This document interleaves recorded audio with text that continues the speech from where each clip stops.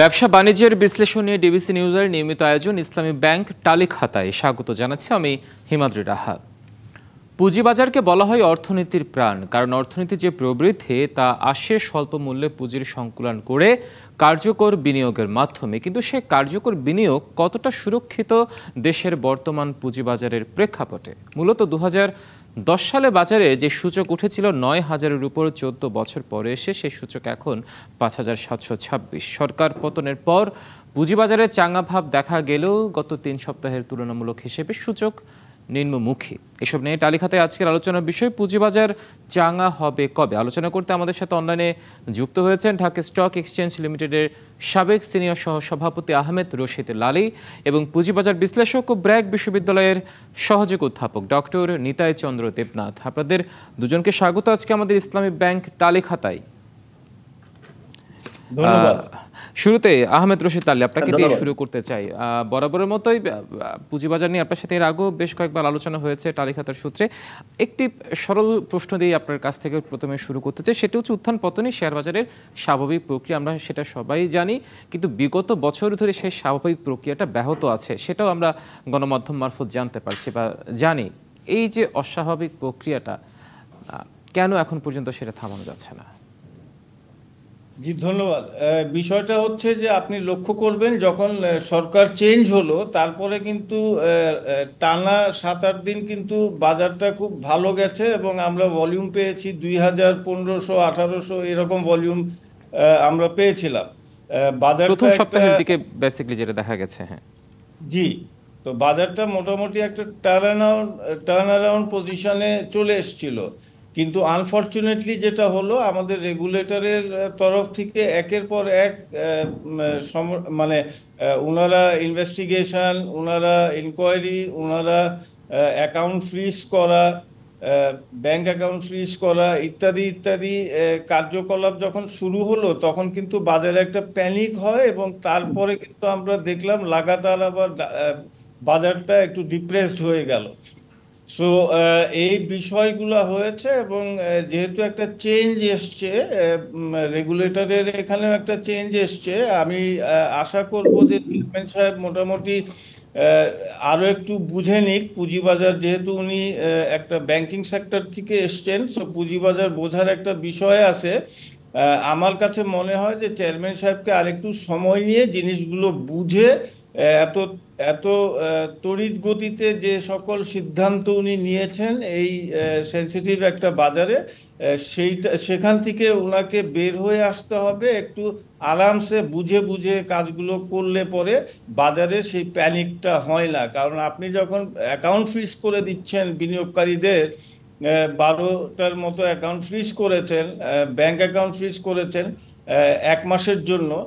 দেখেন, এইসব জিনিস কিন্তু 1 মাসের জন্য হয় না, পৃথিবীতে কোনো জায়গায় কিন্তু এটা তাৎক্ষণিকভাবে ডিসিশন নিয়ে নেয়। সো কাজে এখানে যে 1 মাসের জন্য অ্যাকাউন্ট ফ্রিজ করা হলো, করা হলো, এখনো কিন্তু আমি যোগাযোগ করলাম, ওনাদের সাথে কোনো ইন্টারাকশন হয় নাই, ওনাদের সাথে কেউ জিজ্ঞেসও করে নাই যে ভাই আপনাকে এই জন্য অ্যাকাউন্টটা ফ্রিজ করেছি, আপনি এখানে একটু আপনার বক্তব্যটা দেন, একটা হিয়ারিং হইতো, হ্যাঁ, শোকজ হতো, এগুলো এখনো কিছুই হয় নাই। সো কাজেই আননেসেসারি যে আপনি অ্যাকাউন্টগুলো ফ্রিজ করে রাখলেন, এটা তো একটা ইম্প্যাক্ট আছে, আর this is a very negative impact. আপনি তো এই নেগেটিভ ইম্প্যাক্ট বাজারে ছড়ায় দিতে পারেন না।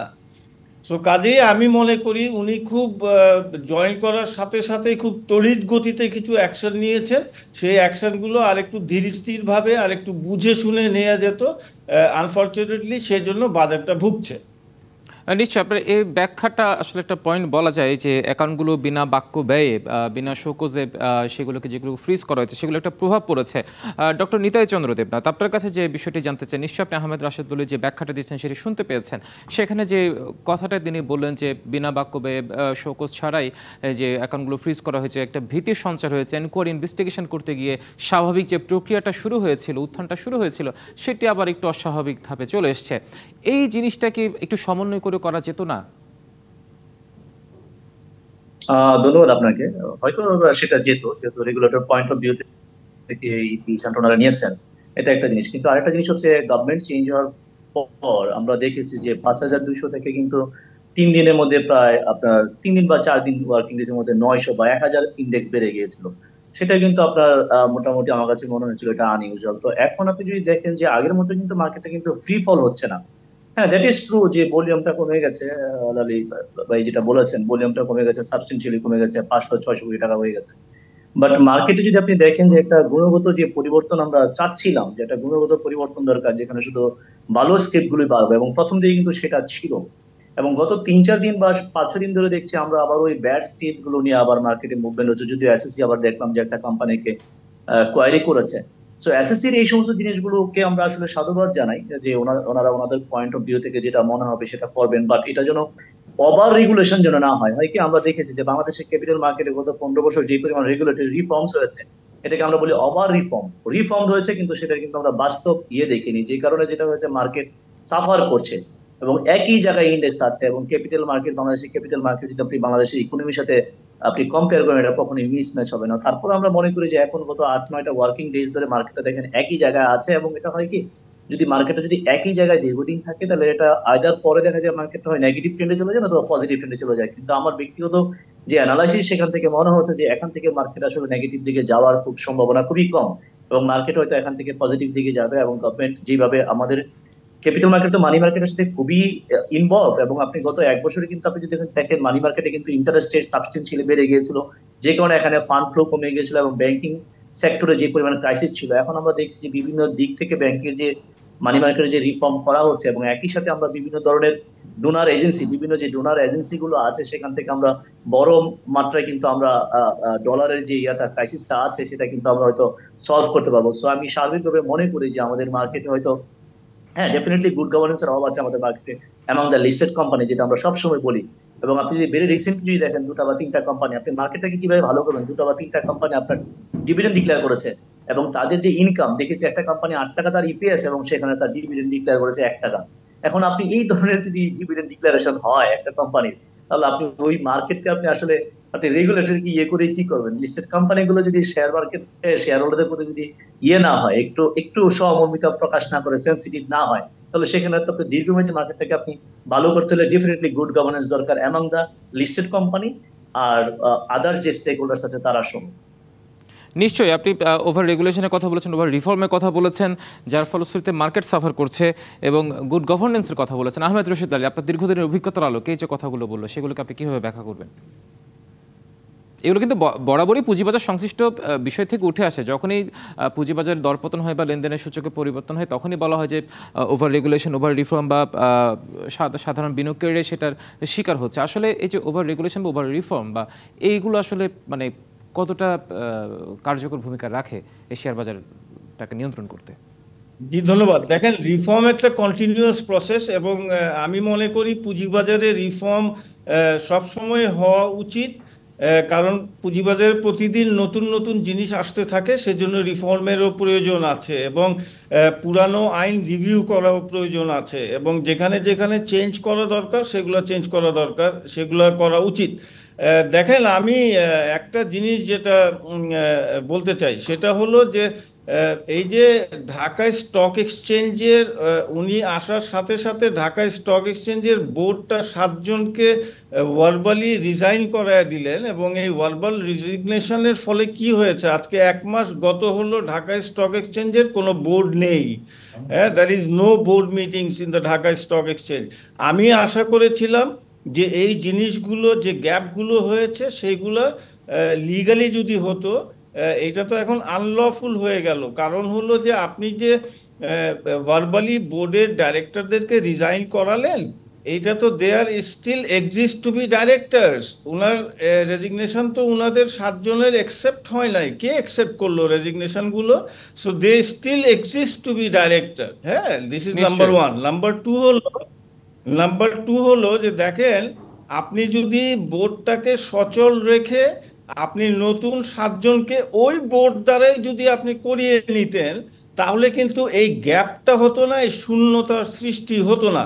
আজকে ঢাকা স্টক এক্সচেঞ্জের কাছে আপনার প্রায়োরিটি হওয়া উচিত ছিল, যে কথাগুলো আপনি যেগুলো ফ্রিজ করলেন আর এইটা করলেন, সেটা সেকেন্ড প্রায়োরিটি হওয়া উচিত ছিল। ফার্স্ট প্রায়োরিটি হওয়া উচিত ছিল আপনার যে ঢাকা স্টক এক্সচেঞ্জ আছে, there primary regulators of the market, তাদের বোর্ডটা নতুনভাবে সচল করা, তার এমডি নাই, এমডি নিয়োগ করানোর ব্যবস্থা করা, তার সিটিও নাই, সিটিও নিয়োগের ব্যবস্থা করা, এই কাজগুলো না করে আজকে 1 মাস 1.5 মাস ধরে যে অবস্থার মধ্যে ঢাকা স্টক এক্সচেঞ্জ আছে সেটা তো কাম্য না।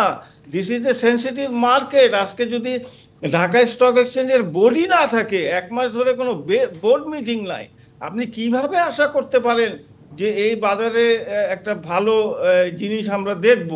তো কাজেই আমি মনে করি যে ওনাদের যে সকল সিদ্ধান্ত নিয়েছেন খুবই ভালো সিদ্ধান্ত নিয়েছেন, কিন্তু এটা আরেকটু স্টাডি করে, ইম্প্যাক্ট স্টাডি করে তারপরে নিশ্চয়ই, মানে নিলে পরে বাজারে মার্কেট ইম্প্যাক্ট জিনিসটা স্টাডিটা আরো। করে হয়তো সেটা নেওয়া উচিত। আপনারা থাকুন আমাদের সাথে, আমরা একটা ছোট্ট বিরতিতে যাচ্ছি, বিরতির পর আবার আপনাদের সাথে আমরা আলাপে ফিরবো। বিরতি নিচ্ছি। ব্যবসা বাণিজ্যের বিশ্লেষণ নিয়ে ডিবিসি নিউজের নিয়মিত আয়োজন ইসলামী ব্যাংক টালিক হাতায়, সঙ্গে থাকুন। আবারও স্বাগত জানাচ্ছি ব্যবসা বাণিজ্যের বিশ্লেষণে ডিবিসি নিউজের নিয়মিত আয়োজন ইসলামী ব্যাংক টালিক খাতায়। আজকের আলোচনার বিষয় পুঁজিবাজার চাঙ্গা হবে কবে। আলোচনা ফিরছি আমরা আবারও ডক্টর নিতাই চন্দ্র দেবনাথ, আপনাকে দিয়ে বিরতি পর শুরু করতে চাই। পরিবর্তিত রাজনৈতিক প্রেক্ষাপটে দেশের অর্থনীতির বিভিন্ন খাতের সংস্কারের উদ্যোগ নেওয়া হয়েছে। সম্প্রতি ডিএসসি ব্রোকার্স যে অ্যাসোসিয়েশন আছে বাংলাদেশের পক্ষ থেকে, যে পুঁজিবাজার সংস্কার উন্নয়ন ও বিকাশে টাস্ক ফোর্স গঠনের একটা পরামর্শ দেওয়া হয়েছে। আসলে এটি কতটা কার্যকর হবে বলে মনে করছেন? দেখুন, অনেকেই আমরা বলার চেষ্টা করেছি বা বলেছি লাস্ট বেশ কিছু বছর মার্কেটে কিন্তু আপনার কিছু ইরেগুলার প্র্যাকটিস হয়েছে। তো সেগুলো একটা জিনিস, এবং কি কারণে হয়েছে সেটা আপনি ফাইন্ড আউট করতে পারবেন, সেটা আপনি রিমিডিয়াল অ্যাকশন নিতে পারবেন। কিন্তু আসল বিষয়টা হচ্ছে কি কারণে হয়েছে এবং এটা যেন ফিউচারে না হয় সেই অনুযায়ী একটা বাংলাদেশ সিকিউরিটি এক্সচেঞ্জ কমিশন থেকে একটা উদ্যোগ নেওয়া হয়েছে, এবং এটাকে আমি সাধুবাদ জানাই। কিন্তু আমার সহ আলোচক যে ব্যাপারটা নিয়ে বলেছেন, আসলে দেখুন 2014 সালে যখন ডিমিউচুয়ালাইজ হয়েছিল এবং ওখানে সেই অনুযায়ী আপনার ঢাকা স্টক এক্সচেঞ্জ চলছিল, কিন্তু আমার কাছে কি, আমার ব্যক্তিগত ওপিনিয়ন আর কি, সেটা হয়েছে যে বাংলাদেশে যে আইনগুলো আছে, বাংলাদেশ সিকিউরিটি এক্সচেঞ্জ কমিশন কর্তৃক যেগুলো, সেখানে দেখা যায় যে এসএসসি কে অনেক বেশি এম্পাওয়ার করা হয়েছে। এবং ঢাকা স্টক এক্সচেঞ্জ ওখানে বা চিটাগং স্টক এক্সচেঞ্জ, ওনারা কিন্তু রেগুলেটর, সেকেন্ডারি রেগুলেটর, কিন্তু ওনাদের সেই ক্ষেত্রে সেইভাবে কোনো পাওয়ার আমি দেখিনি। তারপর আইনগতভাবে যতটুকু পাওয়ার ছিল আমি সেটাও দেখছি ওনারা অনেক সময় অ্যাপ্লাই করতে পারেনি, ওই উপর থেকে চাপিয়ে দেওয়া হয়। কিন্তু এই কমিশন সম্পর্কে তো আমি এখনই কোনো মন্তব্য করতে পারবো না, বিকজ ওনারা জাস্ট জয়েন করেছে। যদি আমি কথা বলতে তাহলে লাস্ট 2টা কমিশন যেটা ছিল সেটা নিয়ে আমি হয়তো বলতে পারি। কিন্তু মোটা দাগে এই সময় এই যে টাস্ক ফোর্স গঠন করা হয়েছে, এবং এখানে যদি ওনারা যদি কোনো ফাইন্ডিংস পান যে বাংলাদেশ ক্যাপিটাল মার্কেট আসলে কেন স্ট্রাগলিং করছে, দিস ইজ ট্রু যে বাংলাদেশ ক্যাপিটাল মার্কেট যেরকম রেসপন্স করার কথা সেটা করেনি। আপনি পার্শ্ববর্তী যে কোনো দেশের সাথে যদি আপনি মেলান তাহলে এটা মিসম্যাচ, এটা হয় না কখনো। এই যে 17-18 বছর ধরে একটা ক্যাপিটাল মার্কেট কি একই জায়গায় থাকে নাকি? আপনি কখন দেখেছেন নাকি? আপনি বলুন। 2010 সালে ছিল 10,000 ইন্ডেক্স, সেখানে এখন আপনার 5,500 6,000, এবং কতগুলো স্টক আপনার এই মার্কেটে, কতগুলো ইন্ডেক্সের সাথে কতগুলো স্টক আপনার ইনভলভ হয়েছে আপনি দেখুন, কতগুলো অ্যাড হয়েছে। কিন্তু সেই অনুযায়ী আপনার এটা হয়নি। এবং আরেকটা কথা উনি আমার সহ-আলোচক যেটা বলেছেন যে আমি প্রথমে বলেছি যেটা over reform market, over regulated market, আপনার হয় কি আপনি অবশ্যই রিমিডিয়াল অ্যাকশন নিবেন এবং রিফর্মস করবেন, কিন্তু সবার আগে তো আপনি ক্ষুদ্র বিনিয়োগকারী যারা ইনভেস্টর তাদেরকে আগে বাঁচিয়ে রাখতে হবে। নিশ্চয়ই, তারাই তো প্রাণ, তারাই তো অক্সিজেন এই বাজারটির। এক্স্যাক্টলি, তারা যদি না থাকে তাহলে আপনি কি করবেন? আপনি রিফর্ম করেই কি করবেন আর করে কি করবেন? তাদেরকে বাঁচিয়ে রাখতে হবে। মার্কেটের যে জায়গায় আছে আপনি, কিন্তু মার্কেট অবস্থা খুবই খারাপ অবস্থায় আমাদের মার্কেট ছিল। 5,200 ছিল, এখন তো 5,700, 500 পয়েন্ট বেড়েছে। 5,200 যখন নেমে গিয়েছিল তখন কিন্তু অনেক ব্রোকারেজ হাউসে কিন্তু আমরা জানি যে ফোর্স সেল হয়েছে, পার্টিকুলারলি যারা লোন নিয়ে বিজনেস করেছে তারা কিন্তু মার্কেট থেকে বেরিয়ে যেতে বাধ্য হয়েছে, কারণ তাদের অর্থাৎ যতই পলিসি নেওয়া হোক, যতই প্ল্যান প্রোগ্রাম করা হোক, সাধারণ বিনিয়োগকারীদের রক্ষায় যদি গুড গভর্নেন্স কার্যকর না হয় সেক্ষেত্রে আসলে খুব একটা এসব প্ল্যান প্রোগ্রামগুলো কাজে আসবে না। আহমেদ রশিদ তালি, আপনাকে দিয়ে শেষ করতে চাই, যে প্রশ্নটি রাখতে চাই সেটি হচ্ছে 2010 সালে যে শেয়ার বাজারে যে জালিয়াতি, সেই ক্ষতি কিন্তু এখনো বয়ে বেড়াতে হচ্ছে 14 বছর পর্যন্ত। 2024 সালে এসেও সেই 9,000 আর 4,000 যে ব্যবধানটা এখনো 5,000 রয়ে গেছে। কিন্তু আরেকটি বিষয়, বিগত 14 বছরে কিন্তু দেশের অর্থনীতির খাতে অনেক বড় বড় মেগা প্রকল্প ক্ষেত্রে বলেন, ব্যাংকিং ক্ষেত্রে অনেক বড় পরিবর্তন আসছে, অনেক বিদেশে বিনিয়োগ আসছে, কিন্তু এই পুঁজি বাজার কেন এখনো সেই 14 বছরের গ্যাড়াকলে এখনো রয়ে গেছে?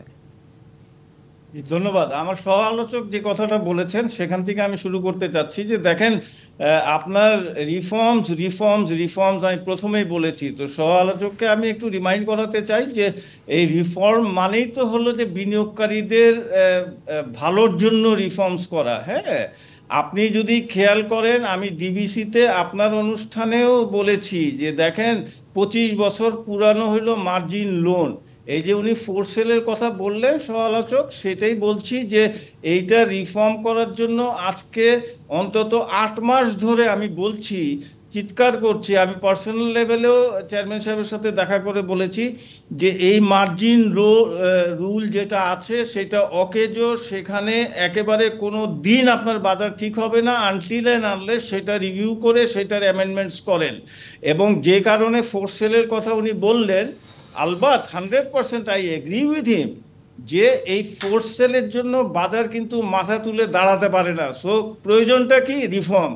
প্রয়োজনটা কি? Amendments in the old rules. That is what I am saying.